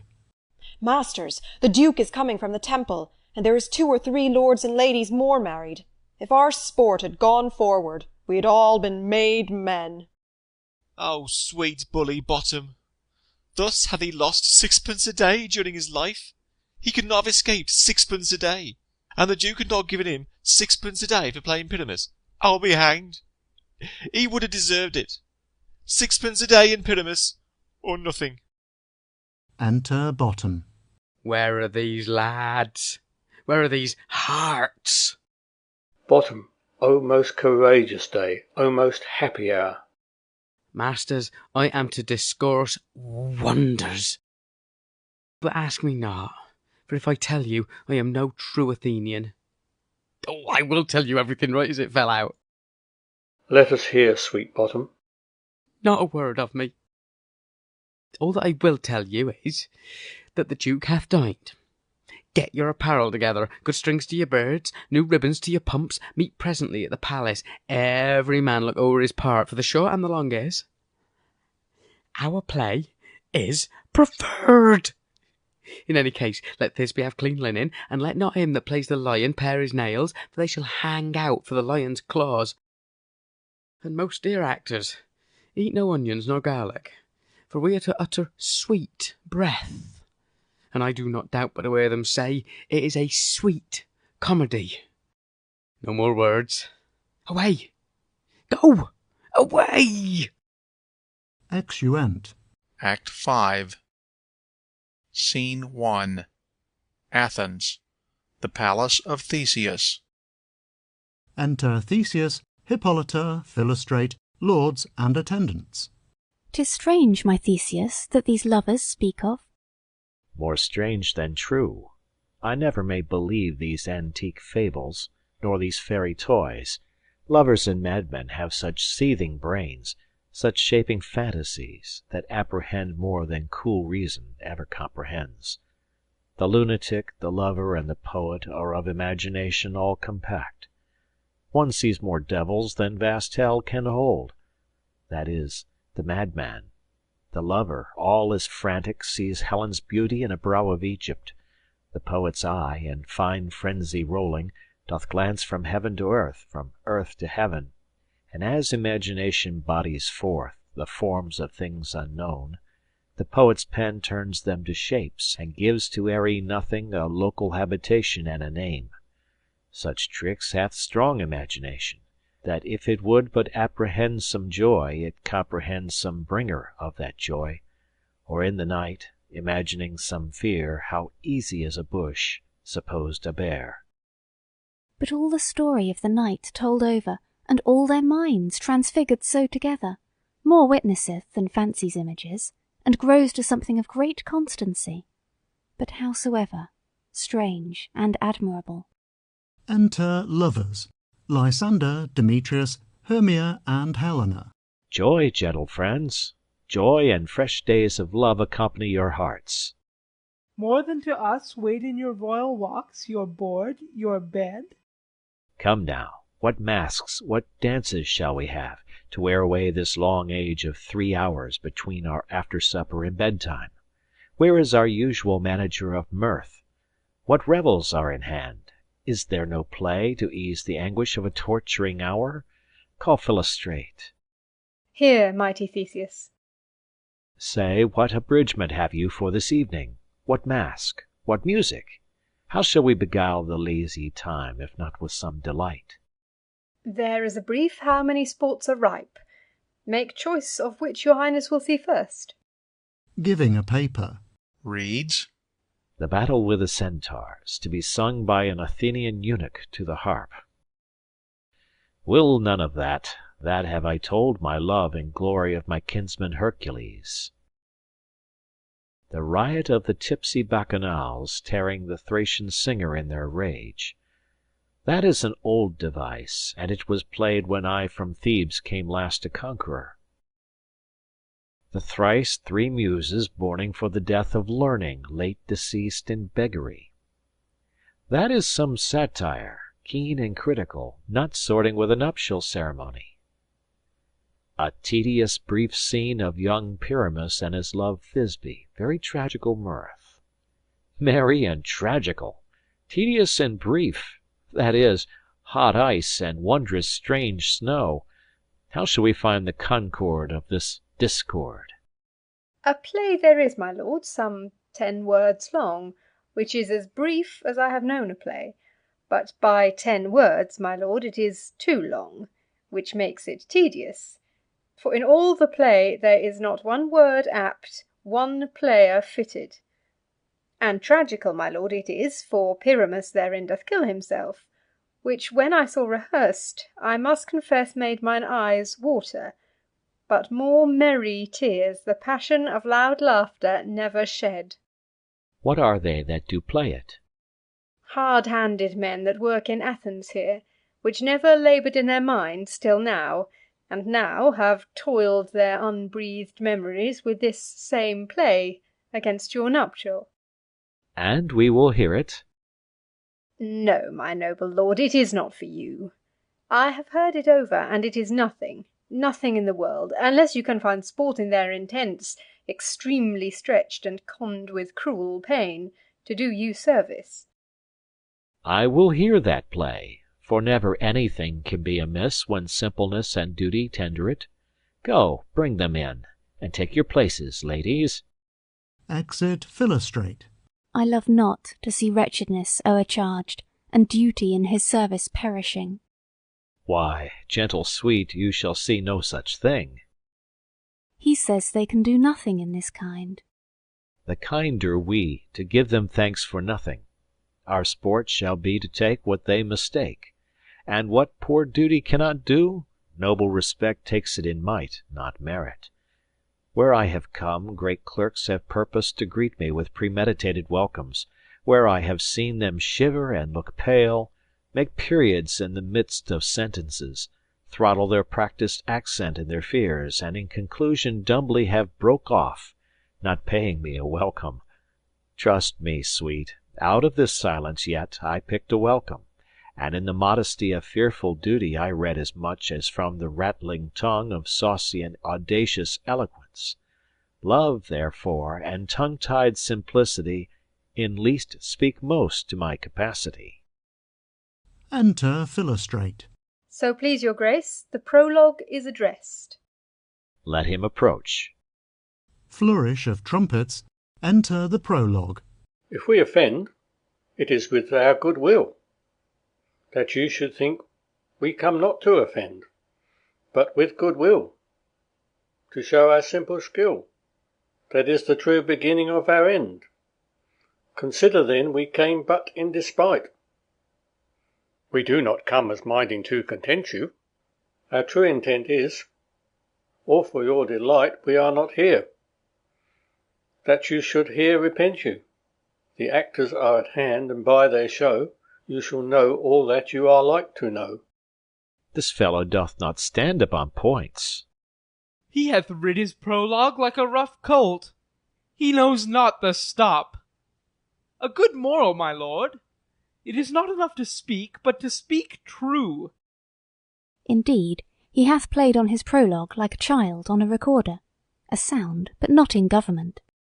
His speech was like a tangled chain, nothing impaired, but all disordered. Who is next? Enter Pyramus and Thisbe, Wall, Moonshine, and Lion, as in dumb show. Gentles, perchance you wonder at this show, but wonder on, till truth make all things plain. This man is Pyramus, if you would know.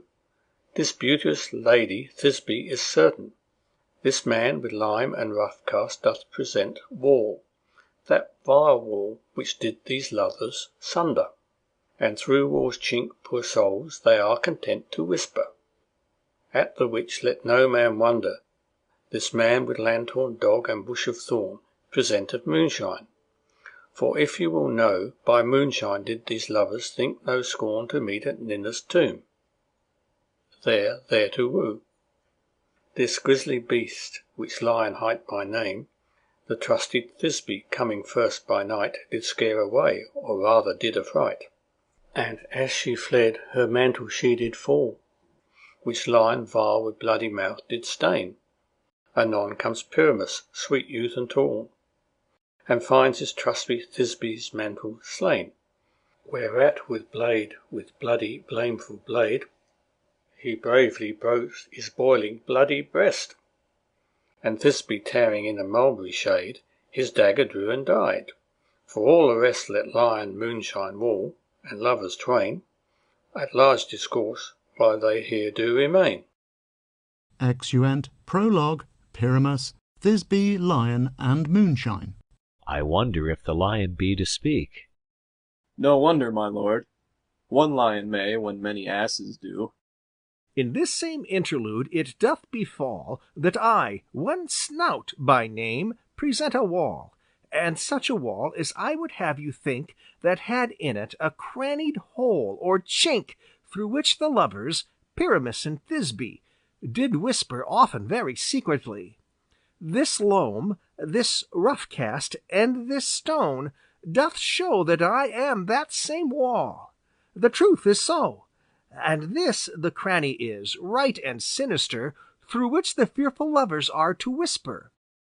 Would you desire Lime and Hare to speak better?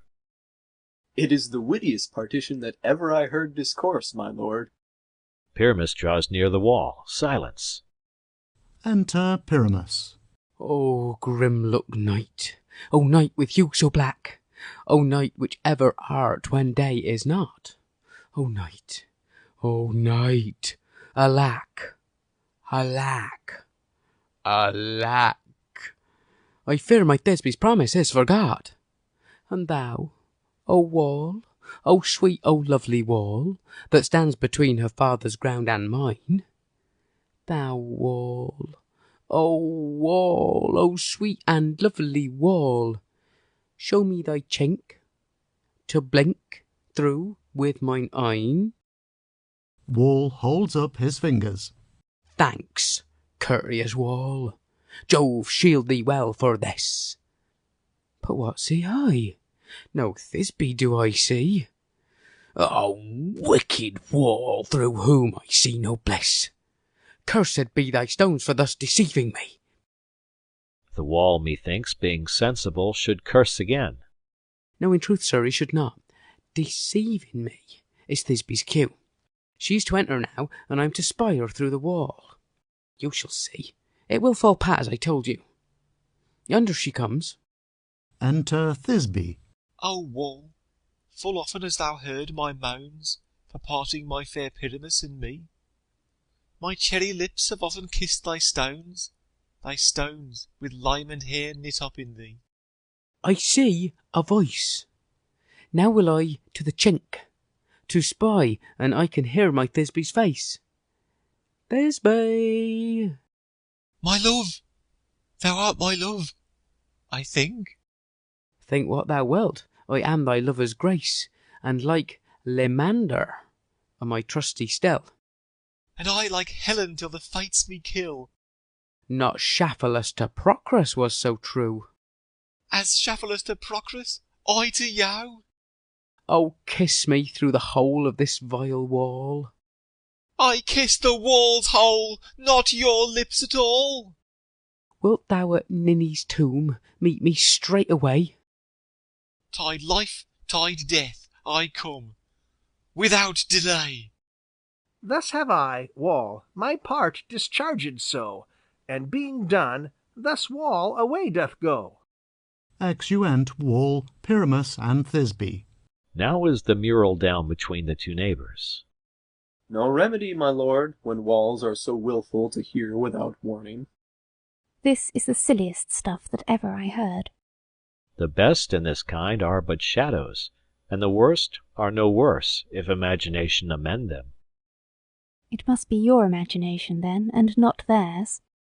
If we imagine no worse of them than they of themselves, they may pass for excellent men.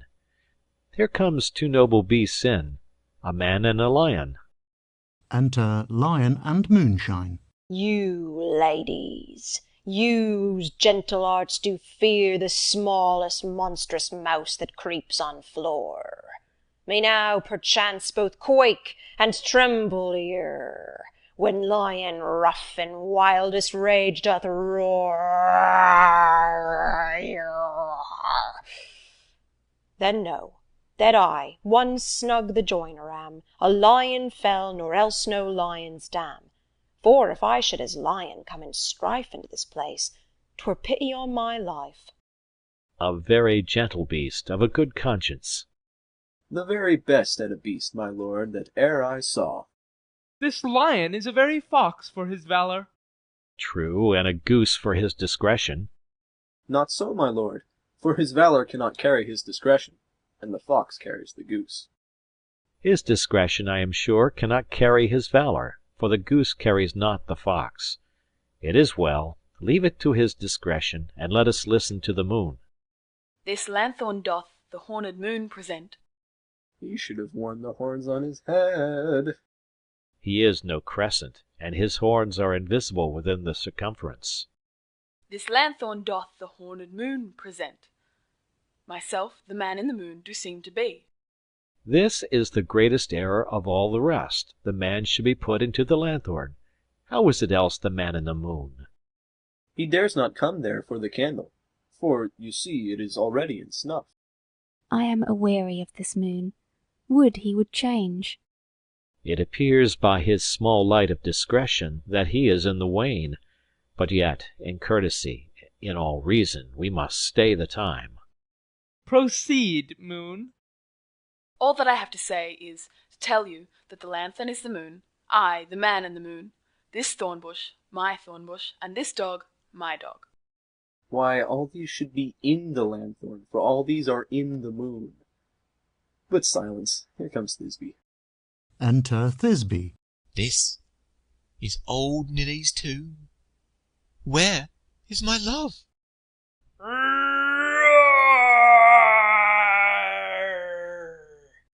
The lion roars. Thisbe runs off. Well roared, lion! Well run, Thisbe. Well shone, moon. Truly the moon shines with a good grace. The lion tears Thisbe's mantle and exit. Well moused, lion. And then came Pyramus. And so the lion vanished. Enter Pyramus. Sweet moon, I thank thee for thy sunny beams.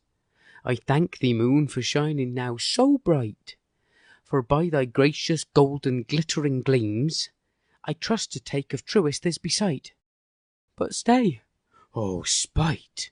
But mark, poor knight, what dreadful dole is here? Eyes, do you see? How can it be? Oh dainty duck, oh dear, thy mantle good. What? Stained with blood? Approach ye furies fell.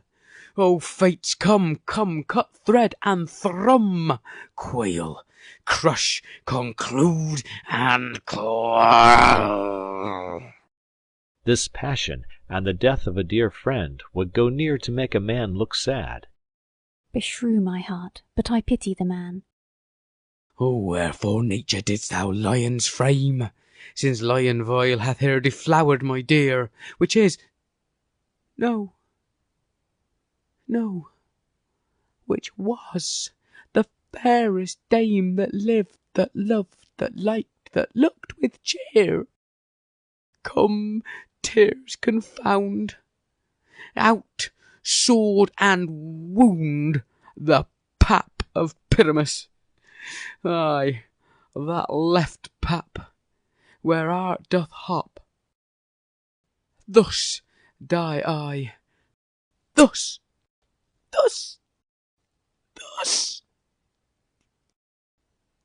Now am I dead, now am I fled, my soul is in the sky. Tongue, lose thy light, moon, take thy flight. Now die, die.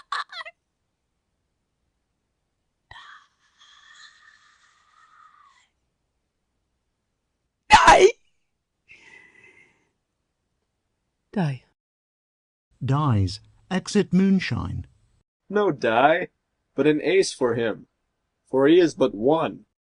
Less than an ace, man, for he is dead, he is nothing. With the help of a surgeon he might yet recover and prove an ass.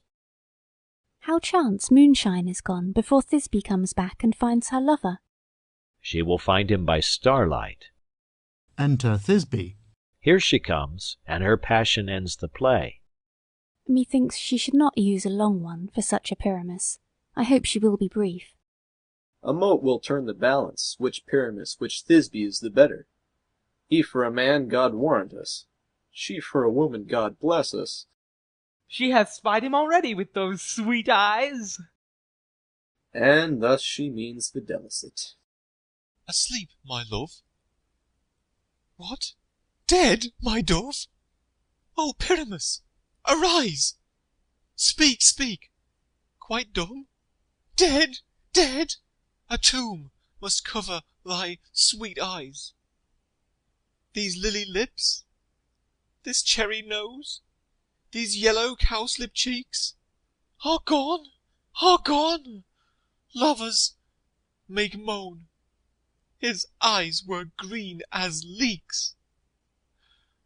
O sisters three, come, come to me, with hands as pale as milk. Lay them in gore, since you have shore with shears his thread of silk. Tongue, not a word. Come, trusty sword. Come, blade, my breast imbrue. And farewell, friends. Thus Thisbe ends. Adieu, adieu, adieu. Dies. Moonshine and Lion are left to bury the dead. Aye, and Wall too. No, I assure you, the wall is down that part of their fathers. Will it please you to see the epilogue, or to hear a burgomask dance between two of our company? No epilogue, I pray you, for your play needs no excuse. Never excuse, for when the players are all dead there needs none to be blamed. Marry, if he that writ it had played Pyramus and hanged himself in Thisbe's garter, it would have been a fine tragedy, and so it is truly, and very notably discharged.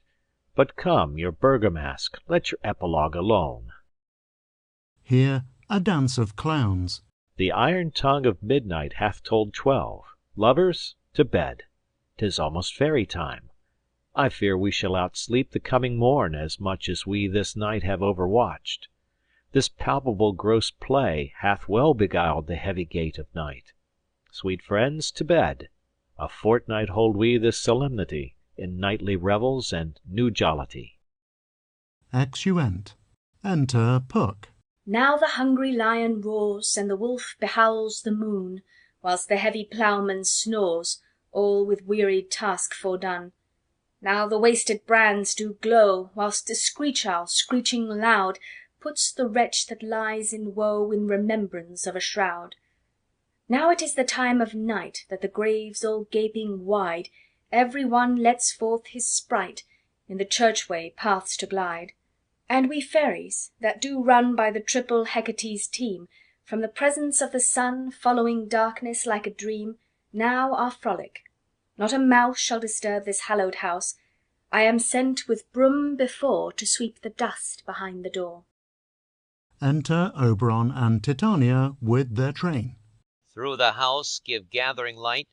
By the dread and drowsy fire, every elf and fairy sprite hop as light as bird from briar, and this ditty after me sing and dance it trippingly.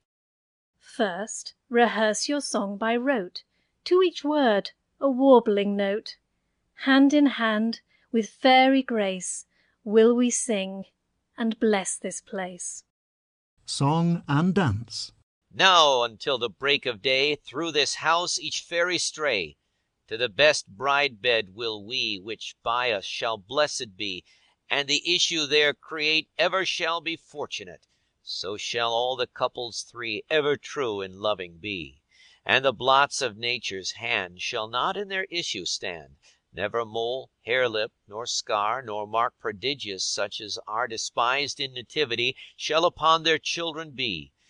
With this field do consecrate, every fairy take his gate, and each several chamber bless, through this place with sweet peace. And the owner of it blessed shall ever in safety rest. Trip away, make no stay, meet me all by break of day. Exeunt Oberon, Titania, and train. If we shadows have offended, think but this, and all is mended, that you have but slumbered here while these visions did appear. And this weak and idle theme, no more yielding but a dream, gentles, do not reprehend. If you pardon, we will mend. And as I am an honest Puck, if we have unearned luck now to scape the serpent's tongue, we will make amends ere long, else the Puck a liar call. So good night unto you all. Give me your hands, if we be friends, and Robin shall restore amends. Exit.